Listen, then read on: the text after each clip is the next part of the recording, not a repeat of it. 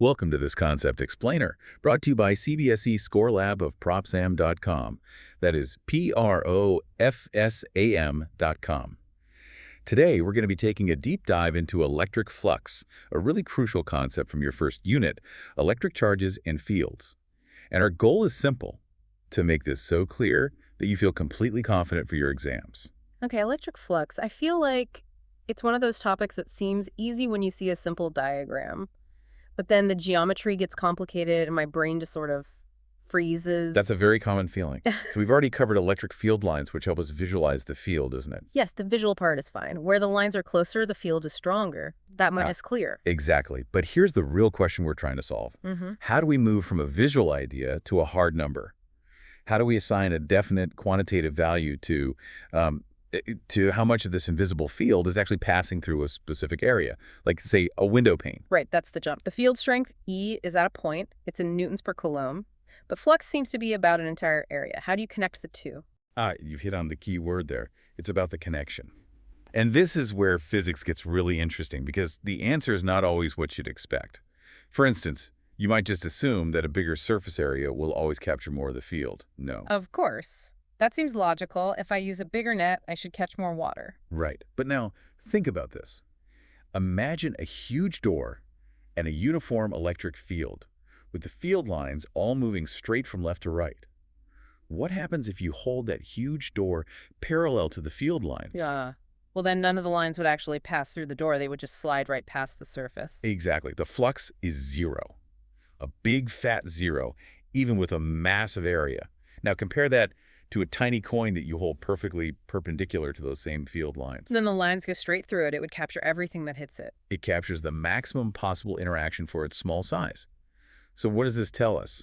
It tells us that sometimes the angle, the orientation of the surface, is far more important than the area itself. So we need some kind of mathematical tool that combines the field strength, E, the area, A, and this crucial angle, theta. That is precisely what electric flux is. It's that tool. So let's define it at the most basic level. Electric flux, which we write as phi E, is simply a measure of how much electric field flows through or penetrates a surface. So it's not the charge that's flowing, but the field's influence over an area. Yes, it turns the visual concept of field lines into a number we can actually work with. And to make this really stick, let's use that classic analogy, water flowing through a net. Okay, I can picture that, me standing in a river with a net. Good. The amount of water you catch, the water flux, depends on three things. What would they be? First, how fast the water's flowing. Second, how big my net is. And third, how I'm holding the net. Perfect. The speed of the water is like our electric field strength, E. The size of the net is our area, A. And how you hold it, that's our angle, theta. If you hold the net perpendicular to the flow, facing it directly, I catch the most water, maximum flux. if you turn it sideways so it's parallel to the flow. The water just flows right past, zero flux. The analogy makes the angle part very intuitive. That mental image is what you should hold on to. Flux is just about counting how many field lines actually pierce the surface you've defined. Okay, one doubt here. It's about penetration through the surface. So if the field is strong, but I turn the surface, the flux decreases. Why? Is the field itself getting weaker? That's an excellent question. No, the field E is still the same strength. But when you turn the surface, you are effectively making the opening smaller from the perspective of the flow. Think of the net again. When it's parallel, its effective area facing the water is zero, even though the net itself is still large. Understood. So a really strong field can still produce zero flux if the orientation is wrong, because that angle factor can just cancel everything else out. Exactly. It's a multiplier, and multiplying by zero gives you zero. Okay, now that we have the intuition, let's bridge this to the formal exam-safe definition. Now let us see how NSERC defines this. This is where the calculus comes in, right? The integral signs. It is. The simple formula, E times A times cos theta, only works if the field is uniform and the surface is flat. Which is not always the case in real problems. A point charge creates a field that weakens with distance, and we often deal with curved surfaces like spheres. Correct. So when the field or the surface gets complicated, we have to break the surface into many, many tiny little flat pieces. On each tiny piece, we can pretend the field is constant. We find the small flux on that piece, and we add them all up. And the integral is just the mathematical way of doing that summation. That's all it is. So could you please read the exact definition from NSERC for us? Okay. It says, the electric flux through a surface is the integral of the electric field component perpendicular to the surface. EUDAA equals EUAA. Excellent. That single equation has everything. Let's start with the most important new idea there, the term dA, the area vector. Right, this is where it gets a bit weird. Area is a number, a scalar, but here it's being treated as a vector. It is. And for any small piece of area, the area vector has a magnitude equal to that area, dA. But its direction is the key. By convention, its direction is always along the normal. That means perpendicular to the surface itself. So if I have a flat sheet of paper on my desk, its area is horizontal, but its area vector is pointing straight up, vertically. Yes. And that area vector tells us which way the surface is facing. It defines the angle for catching the flow. This brings us to the dot product, the E dot dA. What's the function of the dot product here? It's a mathematical tool that isolates the useful part of the electric field. Remember, we only care about the component of the field that is actually penetrating the surface, perpendicular to it. The dot product mathematically selects only the component of E that is parallel to our area vector, dA. And since the area vector is already perpendicular to the surface, this means the dot product gives us the component of the field that is also perpendicular to the surface. You've got it. That's what the cos theta term does. Here, theta is the angle between the E field vector and the area vector. If the field and the area vector are parallel, theta is 0, cos 0 is 1, maximum flux. And if the surface is parallel to the field, then its area vector is perpendicular to the field. So theta is 90 degrees, cos 90 is 0, and the flux is 0. The formula works perfectly. Hope everything is clear so far.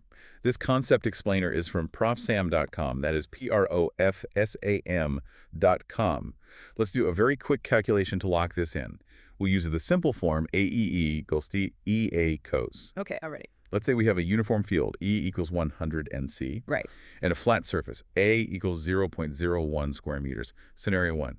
The surface is perpendicular to the field. What's the angle theta? If the surface is perpendicular to E, it's normal. Its area vector is parallel to E, so theta is 0 degrees. Good, so the flux is? So it would be 100 times 0.01 times cos 0. Cos 0 is 1, so it's just 1. The units are nmec. Perfect. Maximum possible flux. Now, scenario 2. We tilt the surface so it's normal, makes an angle of 60 degrees with the field. Okay, so theta is 60 degrees. The formula is 100 times 0.01 times cos 60. Cos 60 is 0.5 or 1/2, so the flux becomes 0.5 and named 60C. It's been halved? It's been exactly half. That's the math reflecting the physical reality. By tilting it, you've reduced the effective opening to the field by half. Now, all this understanding is not just for its own sake. It is the absolute foundation for the next big topic, Gauss's law.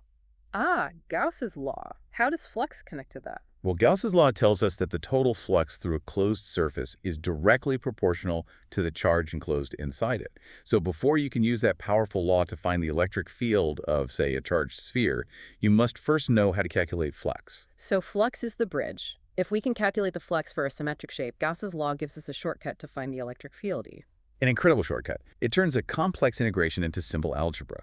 Understanding flux is the key that unlocks that door. All right, now for a very important section, the silent killers. These are the misconceptions that cause students to lose marks in exams. Okay, these are the traps to avoid. Trap number 1.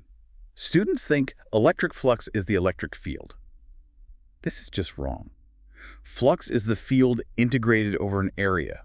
They are different physical quantities. I can see the confusion, but the units are the giveaway. E is in NC, flux is in NMC. They measure different things. Correct. Misconception number 2. Flux through a closed surface is always positive. This is also wrong. For a closed surface, like a sphere, the convention is that the area vector always points outwards. Always. Okay, so what if you have a negative charge inside? The field lines point inwards, then the E field and the area vector are pointing in opposite directions. Exactly. The angle between them is 180 degrees, and the cosine of 180 is? -1. Ah, so the flux would be negative. Yes, inward flux is negative, outward flux is positive. It can be positive, negative, or 0. Got it. That's a crucial point for Gauss's law. And the third silent killer, which we touched on but is worth repeating, a larger surface always means larger flux. And we know that's wrong because they are forgetting the angle, the cos theta factor. They forget that the angle can make the whole thing 0. A huge area parallel to the field gives 0 flux. So the key takeaway is what you said earlier. Flux depends on field, area, and orientation. It's a 3-factor product. Field, area, and angle. All 3 matter. Perfect. Now, to help you remember all this under exam pressure, let's use a few memory anchors. First, a simple mnemonic for the variables. EA. EA theta. Yeah. Electric field, area, and angle theta. Simple. Second, a phrase to remember the concept. Flux is field times area times the cosine of the angle. It reminds you it's a three-factor product. It's like that. It forces you to remember all three parts. And finally, a physical gesture. Hold your hand out, palm facing forward. This is your surface. The area vector points out from your palm. If the field lines are like rain coming straight at your palm, you catch the maximum flux. Now rotate your hand 90 degrees so just the edge faces the rain. Nothing is caught. The rain just slides past. Zero flux. That simple movement physically demonstrates the whole concept. You can do it in the exam hall to remember. Okay, let's summarize our entire discussion in 3 final exam-safe points. Point number 1. Electric flux, AE, is the measure of how much an electric field passes through or penetrates a given surface. Point 2. It's defined by the surface integral EE equals EEOdA, where theta is the critical angle between the field vector E and the surface normal, which is the area vector dA. And point number 3. Flux is maximized when the surface is perpendicular to the electric field, which means its normal vector is parallel to the field, making theta equal to 0 degrees. To get maximum marks in 12 CBSE physics, chemistry, and maths, visit ProfSam.com. That is ProfSam, right? Yes, ProfSam.com. All the best for your preparation.